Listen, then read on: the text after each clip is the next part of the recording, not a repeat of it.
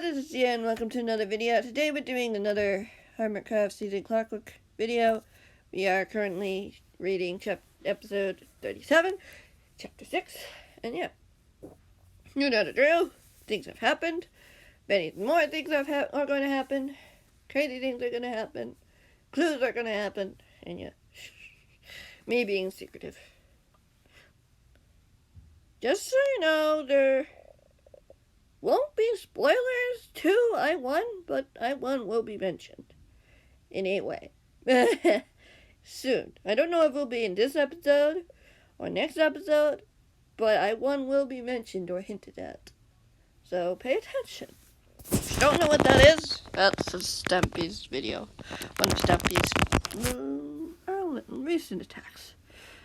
As I'm recording this, by this point, I'll probably be at least one or two more after. If all goes well. Chapter 6. It had been a few days since the attempt of taking down the 5th base of Mr. A's men, and everyone was just about recovered. Mumbo had quickly recovered from his endocristals incident, having just barely missed the radius, only slightly. If he'd been any closer, it would have possibly been a worse outcome. The YouTuber was grateful that his friend was okay, that so far they were all safe and going back to normal tasks. Well, as normal as one could be when there was a looming threat. Threat he knew Mr. A would keep. How cruel was this man going to get? Who would he go after next? Grian wasn't sure, but he knew after that run-in with that man, his escort had been a bit more ambitious about his duties. You never did blame him. In fact, it was a good thing. He let out a sigh as he wandered down the hallway of his base again, before walking into his spare bedroom. He had a few of these, since he didn't know what might happen that might require the use of these rooms, especially if Mr. A's men were planning to attack. He wasn't sure how long the men would wait, though. His thoughts were interrupted when he heard what sounded like someone tapping on the glass as he looked around for a moment. Looked around for a moment before turning to the window. You could see a figure standing out the window with a cheeky smile on his face. Confused, the YouTuber walked over and unlocked the window, opening it to let us friend it. "Hello there, Grian," the YouTuber said matter-of-factly. "I hope you don't mind me dropping by." "I honestly don't," Grian admitted sheepishly, "but what brings you here?" Devin told me to come here, as it was closest," the hermit sighed. "I found something in my room earlier today." "You did?" Grian asked with a frown. "What was it?" "Oh, it wasn't much, just a piece of paper with a clock symbol on it." He chuckled. "That's kind of important, Scar," Grian said with a frown, remembering the stories he'd heard about Mr. A's men taunting their potential victims with these items before they attacked. "Where's Devin now?" "He's gone to the meeting hall with his backup crew to figure out things and try to scout out who might have put the paper there," Scar said simply. "Honestly, everything seems fine right now." "That's good," Grian nodded as he looked over at the open window before closing it behind him, making sure it was locked as an uneasy feeling filled him. "Do you mind if I go check my room for a second?" "No, not at all," Scar said with a smile before it faded. "You think you might have gotten one too?" "Oh," Grian said nervously, trying to remember the start of the day as he hadn't paid too much attention when he had woke up this morning, or had gone to his room for the most of the day. Grian left the room, hearing his friend walking behind him as he went over to his bedroom, putting a hand on the handle as he turned it, opening the door as he peeked inside. For a moment he didn't see anything, until a breeze washed over him. He spotted his bedroom open, a window was wide open. "Definitely did not leave that open last night," he said warily as he walked over to it and closed it, making sure it was locked before he turned to his bed. First seeing nothing on it until he looked at the floor. Sure enough, something was there.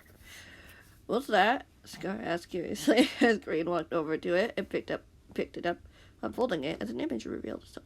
"Yep, I got one too." Grian sighed as he shook his head. As he looked over at his friend, the other YouTuber nodded and said slowly as Grian walked out of the room, calling out for his escort, waiting only a minute before the man appeared from one of the rooms. "What's going on?" the man asked. "Can you let Devin know about this?" Grian asked as he handed escort the piece of paper. But I'm feeling something's going to happen in the next few days. That depends, the escort said with a frown as he looked at it before refolding it. I'll let him know. Be on your guard and keep your communicator on you in case either you need it or one of your friends is in desperate need of help. Yes, sir. Grian nodded, instinctively going to his pocket as he touched the portable device inside. He always had been carrying one ever since he got one, mainly so he could know if his friends were in trouble, not just the hermits, but if any of his friends in the Spruce Village needed someone to call. Of course, it'd be better if they called someone else, but he was an option, since he always had one on him. He watched as his escort walked away with a piece of paper, going down the stairs as he and his friend stood there. So, what are we going to do now? Sit and wait? Scar asked with uncertainty as the hermit turned to face him. Maybe? Grian replied thoughtfully. He looked down at either side of the hallway and thought about what to do. Moments passing before Scar jumped as he reached for his pocket. What is it? Someone's trying to get a hold of me. Scar pondered, and he pulled it out, looking down as he pressed a few buttons. Think I got it. Hey, Scar, Jem's voice said cheerfully. I was looking for you at your base, but couldn't find you. Yeah, according to some sources, I've been relocated to an undisclosed location for my protection. Scar uses a chuckle. Where are you? I want to talk to you about something. She pressed. Grian, he replied. Not too far from where you're at. Meet you at the front door downstairs? I can do that, she said happily. After wishing each other well, the device disconnected as the YouTuber replaced it into his pocket before heading towards the stairs. What are you two up to? Grian asked quizzically. A friend of ours wanted to invite us to a little party off-world to celebrate some things. Oh, okay. Grian nodded. Does Devin know about this? Yeah, he does, though I'm sure what Jem wants to tell me is something he should know too. He said softly. Hope you get along. Alright, I'll leave it to it, Grian nodded. The other YouTuber returned the nod as he disappeared down the stairs, leaving Grian alone in the hallway as he slowly looked down the hall. Empty silence growing. Something about it fell off. He slowly took out the device from his pocket and looked at it. Everything seemed fine. All the hermits' icons were green. None of them appeared to be flashing or solid red. There were no distress or emergency signal to be seen.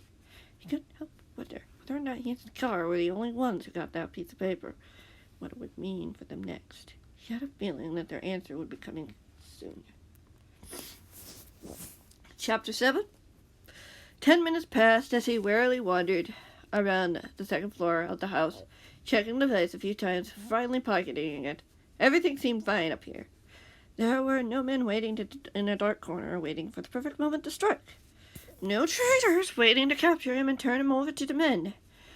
None of that. Just peace. Quiet. Maybe this was just a ruse to distract them, or lower their guard down. Why would they threaten to come after him if they weren't actually going to go do it, though? Was this just an elaborate prank? I wasn't sure. Finally, having nothing else to do, he wandered towards the stairs and he walked down them, hearing voices below as he reached the bottom.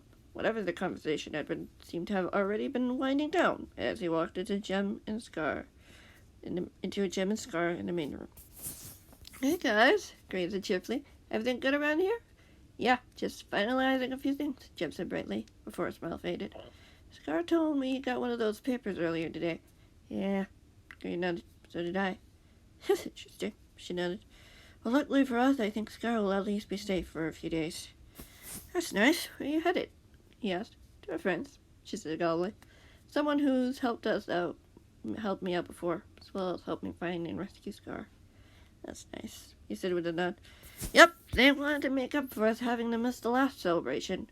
Some big things happened over there, and he was wondering if we wanted to come. Of course we said yes, Scar said excitedly. I think I'm going to let Devin know where I'll be, so he can meet us there. Besides, we'll be with you, as well? Grian asked wearily. Of course he will, Jem chuckled. He's not one to just abandon his child randomly just because he feels like it, or let her off on her own, even if she's accompanied with someone like Scar. Grian smiled and nodded.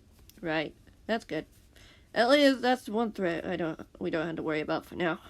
So long as they don't try to follow you through. If they do, we have a lot of friends there who can have our backs. We'll have our backs, Scar mused. I'll be fine. I believe you, Grian replied. I just need to figure out whether or not anyone else has gotten this piece of paper and what we're going to do about it. It's a smart move, Jem nodded. Good luck. Stay safe. You too, Grian said eagerly, as he watched Jem and Scar head for the main room door as it opened, revealing Matthias outside. You'll be good here? Matthias asked as he entered. Saw your charge leaving earlier to head to the meeting hall, I'd assume. He wanted to talk to Devin about something, Grian admitted. I'm not sure why he'd go, though. Maybe his communicator isn't working? Possible. But you do have one, Matthias pointed out. Right. I'm sure I'll be alright, though, Grian replied. It shouldn't be long. If I do need help, I will let someone know. Do be careful, especially if you get one of those papers, Jem insisted. Maybe we should wait first. I'm sure Stephen will understand. I know he will. Scar said sincerely as he nodded, stepping into the room again. You really don't have to, Grian insisted as Matthias stepped in as well. I know, Jem said gently. I just feel better knowing you're not alone in case something like that happens. I appreciate that, he said with a smile as he went over to the seating area of the room. Why don't you have a seat then, while you wait? The group didn't argue, and they all walked over to have a seat as Grian went into the kitchen, looking through the cupboards to see what was available.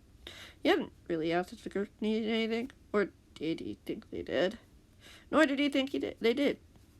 He just needed something to do. A few minutes passed before he heard the door of the main room open, as he heard the voice of his escort coming through the walls as he stepped out of the kitchen and into the main room. Appreciate you guys waiting for me, the escort admitted. No problem, Matthias replied. Just make sure you don't leave your charge alone for too long again, especially when you know he's a danger. Of course, the man sighed. I might have to see if Grian can help me get a new communicator from Impulse. That's not a problem, Grian said confidently with a smile. Great, the escort nodded, looking relieved. Well, since now that that's been settled, shall we be on our way? Matthias offered. Jem glanced over at Grian, her eyes holding a hint of concern. You sure you'll be okay? I'll be safe, Grian assured her. I'm friends with a lot of powerful people. And she smiled. That's good. Be sure to come back soon, Grian's escort replied. We may need all the help we can get if Mr. A's men decide to do an all-out attack on everyone. Could they do that? Grian asked nervously. That's what Devin is afraid of. He told me to be careful, the man replied. I plan to. I know, Grian nodded. I have no doubt you'll do the right thing. The man smiled as he turned to the others. See you in a few days, then. If all goes well here, yes, Matthias replied. If it's an emergency, though, and you need us back home, let me know. Yes, sir, the escort said again with a nod.